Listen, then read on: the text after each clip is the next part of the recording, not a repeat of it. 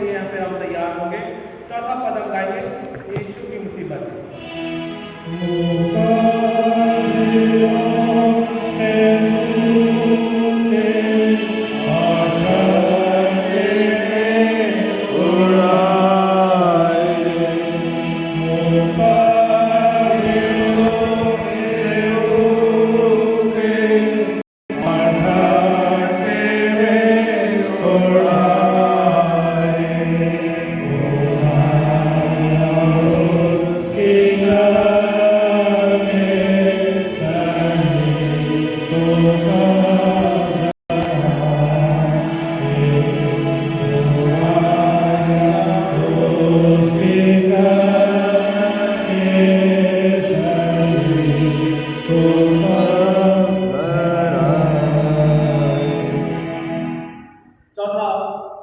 चौथी वाणी का चौथा कलमात इस प्रकार से है, ऐ मेरे खुदा तूने मुझे क्यों छोड़ दिया। मत्ती उसके 27वें अध्याय और 45 से लेकर 46 पदों के बीच में हमें देखने को मिलता है।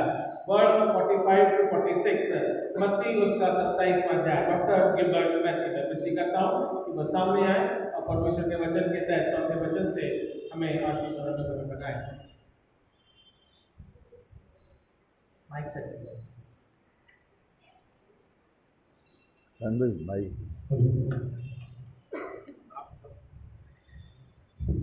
आप सबको जय मसीह की। जय मसीह। और बहुत अच्छा लग रहा है कि हम सब यहाँ इकट्ठा हुए हैं और हर साल ब साल इकट्ठा होते हैं। और इस बार थोड़ा रूटीन मुझे अच्छा लगा। पहली बार तो पासवान साहब ने पहले कल में स्टार्ट कर दिया कि लास्ट में सब लोग काफ़ी ऊँघने लगते हैं, सोने लगते हैं, तो ये चीज़ अच्छी लगी। और हर एक ने कलाम को जो पेश किया उस नए अंदाज में किया। पहले गौरव भाई ने हम देखो पिता नहीं जानते क्या कर रहे हैं, हम सोचते जो लोग क्रूस पर चढ़ाए उनकी क्या गलतियाँ हैं, पर उनका एक अंदाज़ अलग था कि हम जांचें कि हम प्रभु के लिए क्या नहीं करते हैं जिसके लिए उनको माफ़ कर रहे हैं। डॉरी सिस्टर ने अच्छा बताया कि उस चोर का इमीडिएटली उद्धार हो गया है ना। हम लोग कई बार उद्धार देने के लिए, बैप्टिज्म देने के लिए बहुत से क्लासेस सिखाते हैं उसको और बोलते हैं ये करो वो करो, फिर देते हैं। लेकिन प्रभु यीशु मसीह ने तुरंत दिया। और पॉइंट बहुत अच्छा लगा कि वो चोर होने के बावजूद भी यीशु मसीह को पहचानता था, जानता था। क्या हम लोग सच में परमेश्वर को अच्छे से जानते हैं जितना चोर जानता था? उसने सारी खूबियाँ बताई कि ये निर्दोष है, इसमें कोई दोष नहीं है। बहुत अच्छा था। भाई प्रोफेसर साहब ने भी अच्छा एक्सप्लेन किया कि योना को जवाबदारी दी गई, ऐसी जवाबदारी हमारे ऊपर भी है। और ज़रूरी नहीं है कि हम खाली अपने परिवार को, बल्कि हम कलीसिया के लोगों के लिए भी मदद कर सकते हैं और करना चाहिए। चौथा कलमा जो मुझे दिया गया उसके लिए धन्यवाद करना चाहता हूँ। छोटी दुआ करेंगे। प्यारे जीवते परमेश्वर, राजाओं के राजा, प्रभुओं के प्रभु, जैसे भी हैं उसी परिस्थिति में तेरे सामने खड़े होते हैं, तेरे सम्मुख खड़े हैं प्रभु। ज्ञान बुद्धि से परिपूर्ण कर प्रभु कि हम तेरे वचन की सामर्थ्य को समझ सकें, सिर्फ दिमाग में ना रखें बल्कि हमारे अंदर हो जाए प्रभु, और फिर हमारे जीवन में बदलाव। तेरा वचन जीवित है, दो धारी तेज से तलवार है। जिसके अंदर वचन चला गया फिर वो कभी भी पहले जैसा नहीं रहता। तेरा वचन जीवन बदलने वाला वचन है। चौथी कलमे में कला ध्यान देंगे, प्रभु यीशु मसीह के नाम से मांगते हैं, आमीन। तो चौथा वचन पूरे चारों गॉस्पेल में दिया गया है। तो मेरे सामने आया है मरकुस का 15वां बाब, उसकी 34वीं आयत को हम पढ़ेंगे। तीसरे पहर यीशु ने बड़े शब्द से पुकार कर कहा, इलोई इलोई लामा सबक्तनी, जिसका अर्थ यह है, हे मेरे परमेश्वर, हे मेरे परमेश्वर, तूने मुझे क्यों छोड़ दिया। बहुत ही पावरफुल स्टेटमेंट है। और यीशु मसीह अपने पिता परमेश्वर से कहते हैं कि तूने मुझे छोड़ दिया। ये लोगों की धारणा है, मानना है, पर क्या पिता परमेश्वर अपने बेटे को भी छोड़ सकता है? जो कि उसका बेटा है यीशु मसीह, वो भी खुदा का तीसरा रूप है। हम जानते हैं हमारा पिता परमेश्वर जो है वो ट्रायोन गॉड है, पिता भी है, पुत्र भी है, पवित्र आत्मा भी है, तो तीनों एक हैं। तो क्या पिता बच्चे को यीशु मसीह को छोड़ सकता है या पिता छोड़ सकता है? नहीं। तो इसका टाइटल है story of cross and the rest of the story. तो सारी जो कहानी है वो एक क्रूस के ऊपर टिकी हुई है। आज का हमारा ध्यान जो है सिर्फ परमेश्वर के क्रूस क्रूस क्रूस पे जाता है, क्योंकि जो कुछ उसने किया मानव जाति के लिए वो उस क्रूस पे उसने किया। और जब क्रूस पे हम फोकस करते हैं तो हम उसकी सामर्थ को पाते हैं, उसके सही मायने समझते हैं और उसका भेद हमारे तक पहुँच जाता है। तो उस क्रूस की कहानी ऐसी है कि लोग क्रूस को अलग अलग तरीके से देखते हैं। आज के मॉडर्न ज़माने में तो लोग खाली गले में पहन के घूमते हैं और बहुत से लोग टैटू बना के घूमते हैं और सोचते हैं कि ये क्रूस मेरे सर पे। मेरे क्लिनिक में कई लोग आते हैं टैटू क्रूस बनाते हैं, क्या मतलब इसका? अरे क्रॉस है, क्रॉस। तो मुझे एक चांस मिलता है बताने कि क्रॉस क्या है, क्रॉस पे क्या हुआ और क्रॉस का महत्व क्या है। तो क्रूस जो है बहुत ही इम्पोर्टेंट है। और उस ज़माने में हम देखते हैं कि कई तरह के लोग थे जो यूनानी ग्रीक्स लोग थे, वो उसको एक नॉलेज की तरह देखते थे, एक फिलॉसफी की तरह देखते थे। वो बोलते थे, ग्रीक्स लोग का दिमाग ऐसा था कि हर चीज़ में फिलॉसफी घूमते थे, इसमें क्या मतलब हो सकता है, इसका मायना क्या है, इसका साइन क्या है, वो उसमें उलझे रहते थे पर क्रूस की सच्चाई नहीं जानते थे। उसमें यहूदी लोग थे, वो क्रूस को जानते थे कि एक तरह का पनिशमेंट है और एक तरह की हार है, इसलिए उन्होंने कहा क्रूस पे चढ़ाओ, क्रूस पे चढ़ाओ। जबकि यहूदियों का कस्टम ये था कि कोई कितना बड़ा पाप करे तो उसको पत्थर मार दिया जाता था, पत्थर फेंक के। लेकिन उन्होंने बोला नहीं, हम उससे भी घिनौनी सजा देंगे, उसको क्रूस पे चढ़ाएंगे। और रोमन्स की जो सबसे टफ सजा थी वो यही थी, क्रूस पे चढ़ा के मार दिया जाता था। तो उन्होंने चूज़ किया कि बरअब्बा को छोड़ दो, इस यीशु मसीह को क्रूस पे चढ़ा दो, बस हमारा सब काम समझ जाए। तो वो प्रभु यीशु मसीह को एक तरह से हराना चाहते थे और उसको पनिशमेंट देना चाहते थे। शैतान भी इस क्रूस को एक नज़रिया से देखता है। शैतान का क्रूस को देखने का एक ही नज़रिया था कि उसको कहा गया था कि जब तक तुझे इंसान का बीज तुझे ख़त्म कर देगा। तो इसीलिए शैतान अदन के बागीचे से लेकर अभी तक उसका एक ही काम था कि कैसे उस बीज को ख़त्म कर दूँ जो मुझे ख़त्म कर सकता है। और इसलिए शैतान उसको देखता है कि ये यीशु मसीह को ख़त्म हो गया, क्रूस पे चढ़ गए, खुदावंद का अंत हो गया, एंड ऑफ द स्टोरी। अब शैतान मैं उसे राज कर सकूँगा। ये शैतान का उस क्रूस पे देखने का नज़रिया था। उसी क्रूस पे हम यीशु मसीह का नज़रिया देखते हैं। वो था कि उसको पैदा ही इसलिए हुआ था, दुनिया में आया इसलिए था कि अपने प्राण दे और सारी मानव जाति के पाप के ऊपर ले ले। उसी खास कार्य के उसको परमेश्वर ने ऊपर से भेजा था।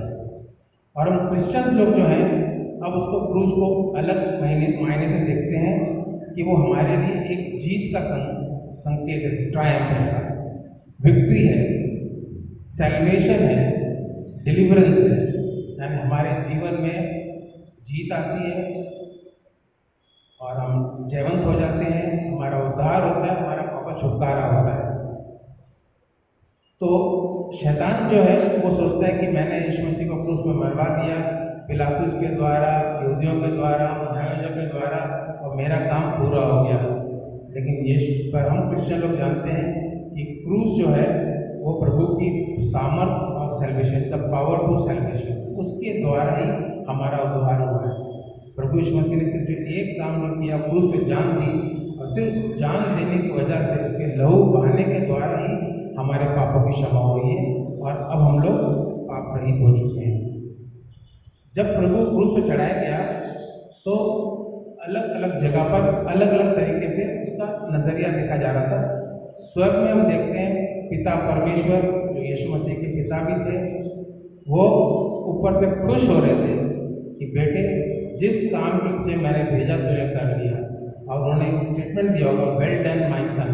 जब हमारा बेटा क्लास में पास होता है, अच्छे मार्क्स लाता है, हम कहते हैं well done my son, you have done well. तो ऐसे ही पिता परमेश्वर स्वर्ग से कहता है, शाबाश मेरे बेटे, जो काम तुझे सौंपा गया तूने बाखूबी कर दिया। ऊपर स्वर्गदूत भी देख रहे थे कि नीचे क्या चल रहा है, और वो तालियां बजा बजा के यीशु मसीह का प्रोत्साहन कर रहे थे, चीयर्स कर रहे थे, कि उनको ही पता था कि यीशु मसीह क्यों आया है और वो काम को पूरा करके ही हटेगा। तो चर्च एंजल्स लोग प्रभु यीशु मसीह को एनकरेज कर रहे थे, चीयर्स कर रहे थे। पृथ्वी के ऊपर बहुत गम का बादल छा चुका था, क्योंकि चेले सारे जो प्रभु के साथ 3.5 साल तक रहे वो भाग गए, सब चले गए छोड़ छाड़ के, चारों तरफ अंधेरा छा गया और बहुत जोर का भूचाल आया और दुनिया के लोग बहुत उदास थे, दुखी थे। और कुछ लोग सब खुश भी थे, जो कुछ जाना चाहते थे, खुश थे कि अच्छा हुआ इसका अंत हो गया।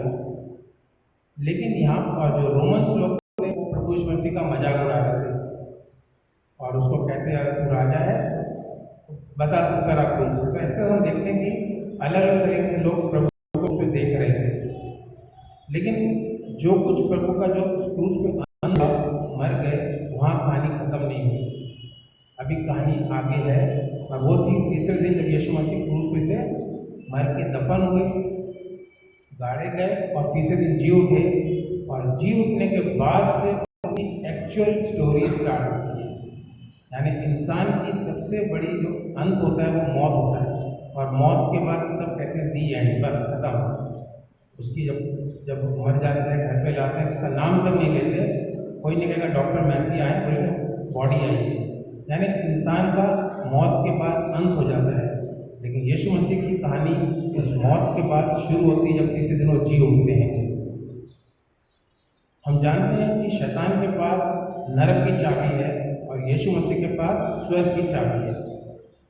तो जितने लोग प्रभु यीशु मसीह से विश्वास करते हैं वो स्वर्ग में जाते हैं और जो यीशु मसीह विश्वास नहीं करते वो नरक में जाएंगे। तो दोनों नरक में शैतान का राज है, वो पूरी कोशिश करता है कि सब दुनिया को मैं नरक में लेके जाऊं, और यीशु मसीह ने सारे जगत के लिए अपना प्राण दे के कहा और कहा तुम मेरे स्वर्ग में आ सकते हो और हमारा नाम जीवन की पुस्तक में लिखा गया है। अब शैतान को हराने के लिए बहुत ज़रूरी बात थी, यीशु मसीह जब मर गए तो उनको दफन किया गया और 3 दिन के बाद वो जीवित हुए। वो 3 दिन तक उन्होंने ज़मीन में जाकर, नरक में जाकर बहुत बड़ा युद्ध लड़ा और शैतान को वहाँ जाकर हरा दिया, कुचल दिया, उसका खुल्ला मजाक उड़ाया और उसके हाथ से नरक की चाबी छीन ली। तो अब हमको कोई डर नहीं है कि शैतान हमारे पर कुछ भी नहीं कर सकता, हम पे काबू नहीं कर सकता, हमको भड़कला नहीं सकता, हमको धोखा नहीं दे सकता और अब हम लोग सीधे स्वर्ग जाएंगे। ये हमारे लिए खुशी का संदेश है और इसीलिए इस संडे को हम लोग, फ्राइडे को हम लोग गुड फ्राइडे कहते हैं, क्योंकि हमारा आज के दिन पापों से उद्धार हुआ, जो संबंध हमारा पिता परमेश्वर से टूट गया था पाप के कारण वापस इस्टेब्लिश हो गया और हमारा नाम जीवन की पुस्तक में लिखा गया है। तो हम देख रहे हैं कि जब प्रभु का जो राज है वो बढ़ रहा है, देख रहे हैं हर जगह प्रभु का नाम फैल रहा है, धीरे धीरे इराक में फैल रहा है, ईरान में फैल रहा है, गल्फ कंट्रीज में फैल रहा है। तो प्रभु का काम जो है वो कभी भी रुकता नहीं है, आगे बढ़ता जाता है।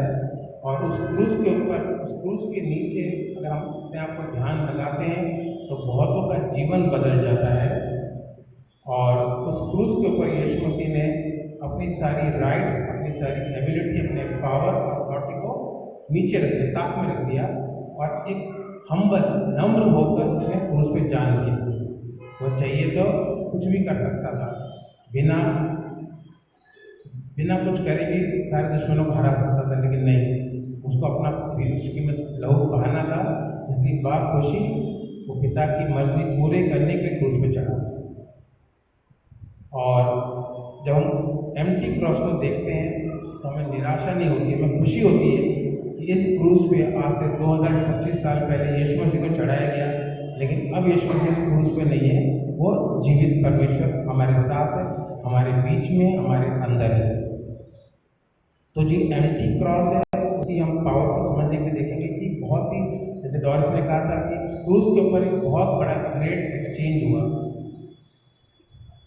आजकल शॉपिंग मॉल में बहुत एक्सचेंज धमाका लगता है, पुराना दो नया लो, तो हम लोग बहुत खुश होकर भागते हैं। ऐसे ही कुछ इससे ज़्यादा बढ़कर काम हुआ, ग्रेट एक्सचेंज हुआ। और ये बात हमको बहुत समझना जरूरी है कि पौलुस कहता है I was crucified with Christ, it is not I who live but Christ lives in me. तो ये बात हम सब विश्वासी समझना बहुत जरूरी है कि यीशु मसीह जब क्रूस पे चढ़ा तो अकेले क्रूस पे नहीं चढ़ा, हम सब भी उसके साथ क्रूस पे चढ़ाए गए, शारीरिक रूप से नहीं, हमारे पाप उस पर डाले गए। तो अगर मैं कहूँ सही मायने में ये है कि यीशु मसीह के साथ क्रूस पे मैं भी चढ़ा, मैं भी क्रूस पे मरा, मैं भी उसके संग गाड़ा गया। लेकिन तीसरे दिन जब यीशु मसीह फिर से जी उठे तो मैं भी जी उठा, और इसी को हम कहते हैं बॉर्न अगेन, कि हम लोग फिर से नया जन्म पा लिया है। तो I was crucified with Christ as a sinner, I died on the cross with sin nature, पाप के स्वभाव से मारा गया। I was buried and was covered with the blood of Jesus, he was raised, third day I was also raised. Now it is not I, but Christ is in me, I am him. Christ is the centrality of cross, I am power of cross। ये बात बहुत समझना जरूरी है कि प्रभु यीशु मसीह क्रूस पे अकेले नहीं मरा।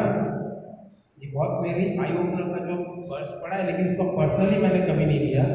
लेकिन अब ध्यान से सुनिए कि अब आपको हमेशा याद रखना है गुड फ्राइडे के दिन, उस दिन जब यीशु मसीह क्रूस पे मरा, वो अकेले नहीं मरा, मैं भी उसके साथ मरा, क्योंकि मेरा पापी स्वभाव उस पर डाला गया तो मैं भी मरा हूँ।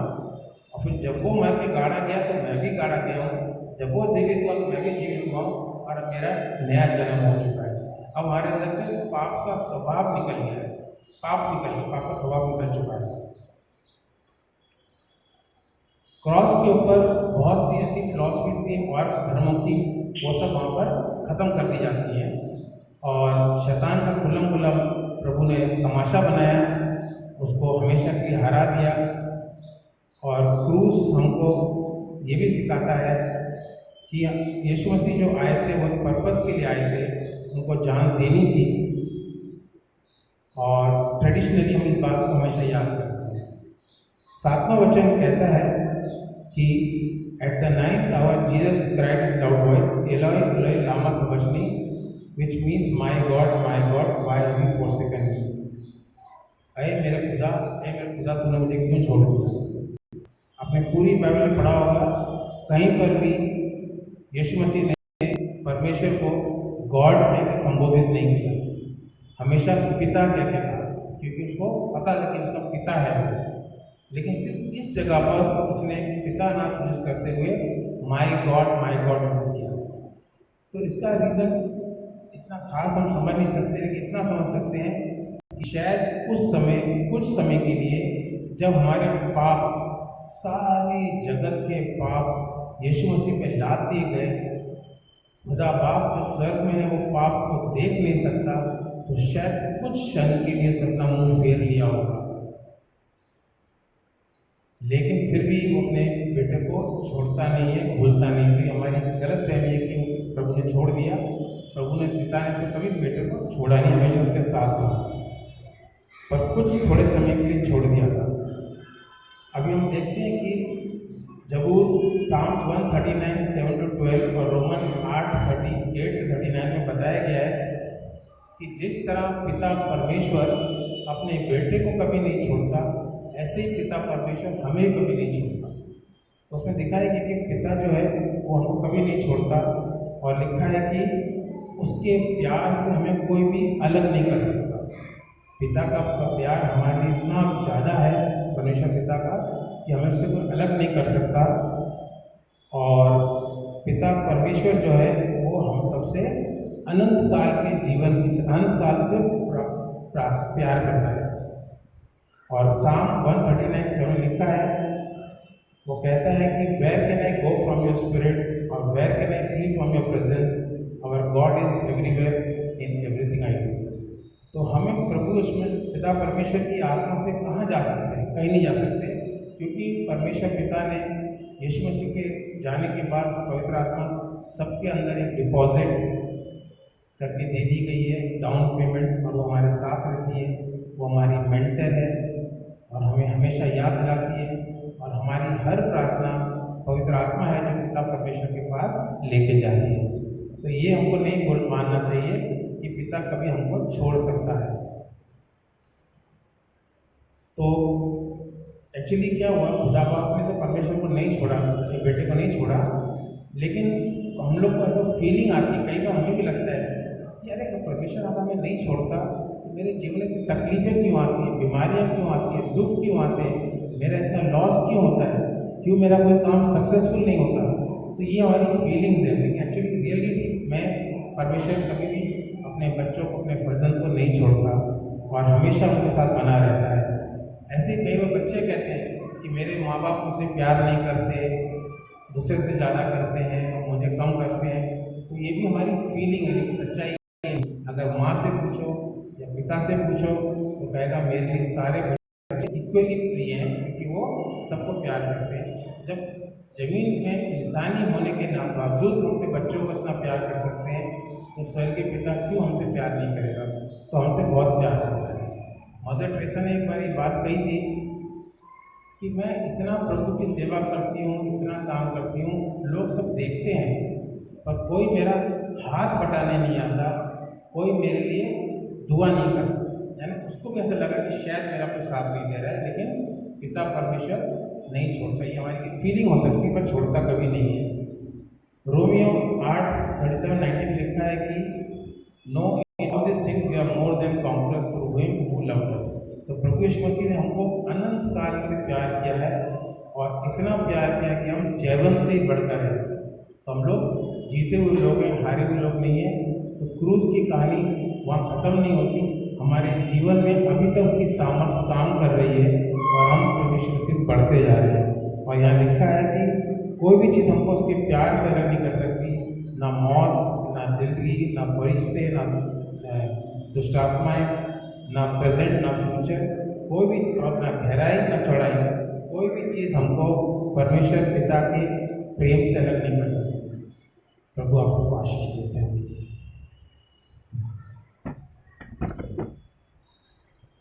हम धन्यवाद देते हैं डॉक्टर विल्बर मैसी का, जो कि चौथा वचन है, ये नवा शपथ नहीं तूने एक परमेश्वर है, मेरे परमेश्वर तूने मुझे क्यों छोड़ दिया। इस बात का प्रतीक है कि परमेश्वर हमारे साथ में बना रहता है, उसके सामर्थ हमारे जीवन में बनी रहती है। पर क्योंकि वो देह और आत्मा में था, और परमेश्वर का समय के अनुसार देह को छोड़कर